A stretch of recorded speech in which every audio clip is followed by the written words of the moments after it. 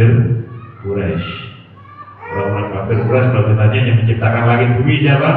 La yaqulun Allah. Tapi yang disembah siapa? Lata, Manat, Uzza. Kan gitu. Apakah dia sudah menjadi muslim? Belum. Jadi ilah itu al-ma'lu, al-ma'bud. Allah wahdah, hanya Allah subhanahu wa ta'ala. Tidak ada berarti. Masih banyak loh Pak yang memahami bahwa tidak ada Tuhan selain Allah.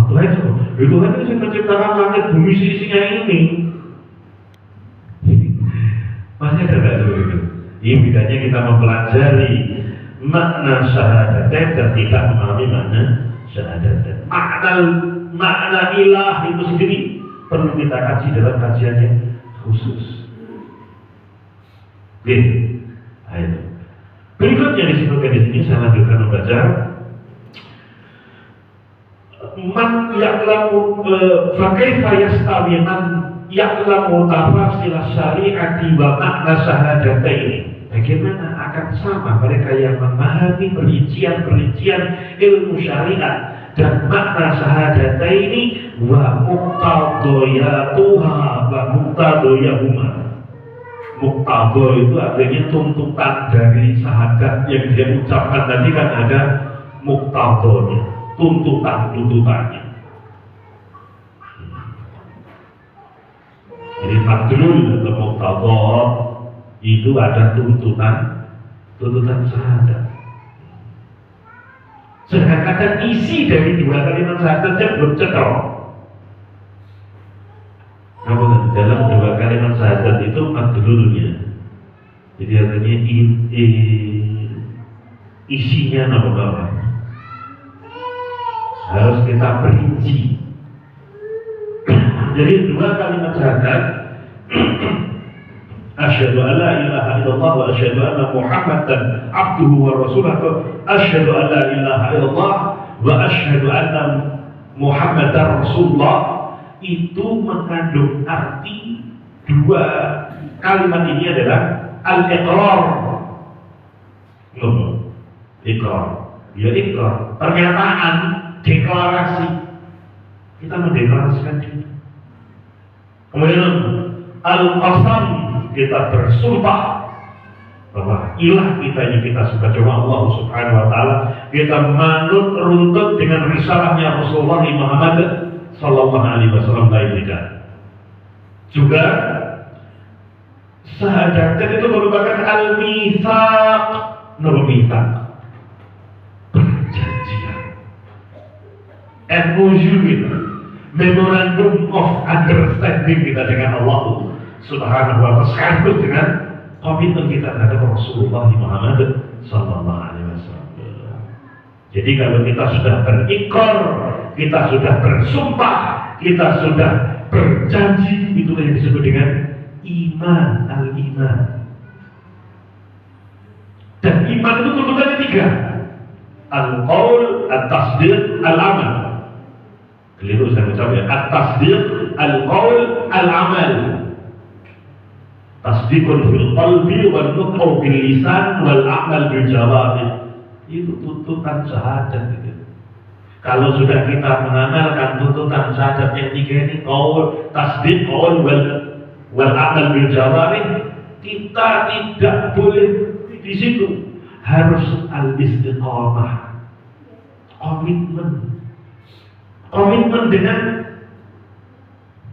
hati kita, ucapan kita, amal perbuatan kita tetap di atas persaksian, di atas perjanjian, di atas sumpah, di atas pernyataan la ilaha illallah Muhammadur Rasulullah. Sehingga kalau kita sudah istiqamah akan muncul namanya asyaja'ah. Apa itu asyaja'ah? Keberanian, beranian ya. Keberanian apa? Keberanian dalam menampilkan, mempersaksikan bahwa kita itu muslim, kita itu umatnya Nabi Muhammad.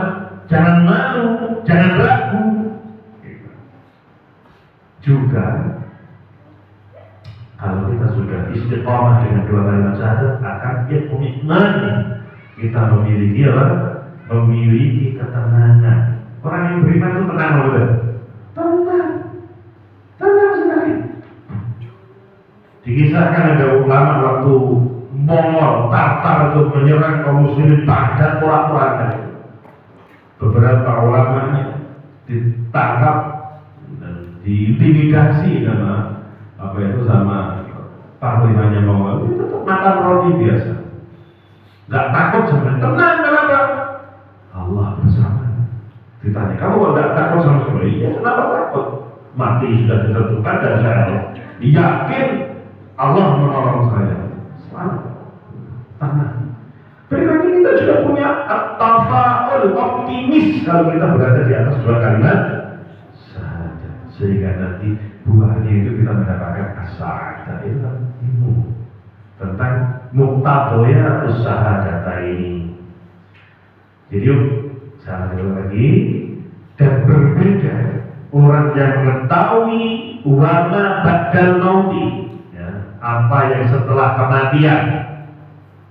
Mati itu kan proses mufaroqah, pisahnya jasad kita yang saat ini dengan ruh kita. Itu mati.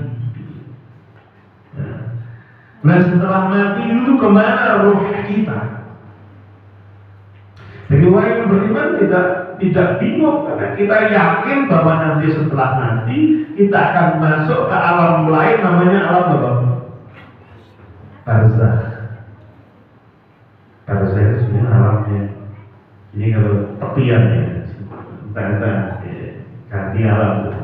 Jadi ketika kita itu di luar masjid ini antara teras sama halaman itu pinggir itu namanya barzah. Secara umum di alam barzah. Dan di alam barzah ini menurut keimanan Ahlus Sunnah wal Jamaah yang kita yakini ada na'imul qabri wa azabul qabr. Percaya loh dengan nikmat dan azab kubur. Kalau kita Ahlus Sunnah wal Jamaah yakin Pak. Kalau Mu'tazilah tidak percaya. Saya yakin.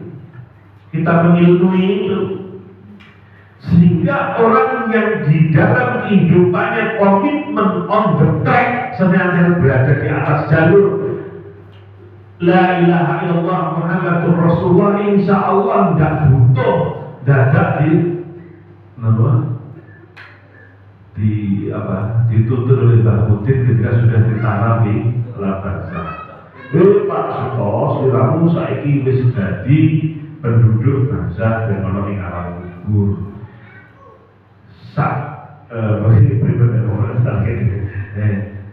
Sakwise iki menawa siramu ditekani makhluk Allah Ta'ala sing gedhe dhuwur berisi.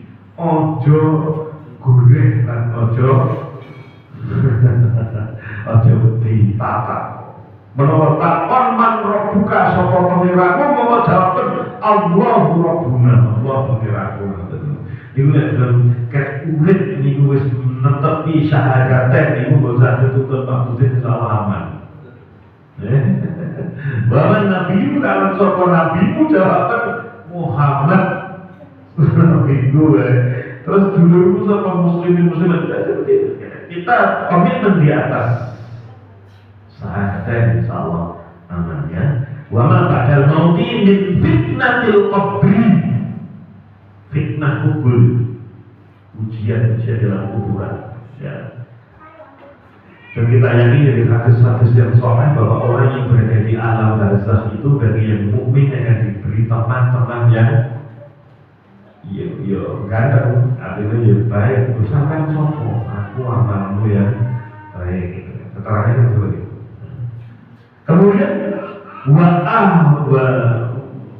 ba'dal mauti bil fitnatil qabri wa ahwalil mahsyar. Dan betapa mengerikannya ketika kita nanti dikumpulkan di mahsyar. Perhatikan kisah tentang mahsyar. Dan kadang-kadang kalau mahsyar ya kita bahas tentang yaumul kiamah itu kadang-kadang seperti muncul cerita. Seperti kita itu menyaksikan peristiwa kita ada di situ. Ingat kita kita nanti juga bagian pelaku yang ada di mahsyar. Bisa dibagi berbeda-beda kondisinya. Wa malakihil qiyamah, dan tahunnya nanti di hari kiamat. Wa na'imil jannati wa adzabin nar, tentang nikmatnya surga dan susahnya azab neraka. Ini nikmatnya surga itu memberi kita paham nikmatnya surga.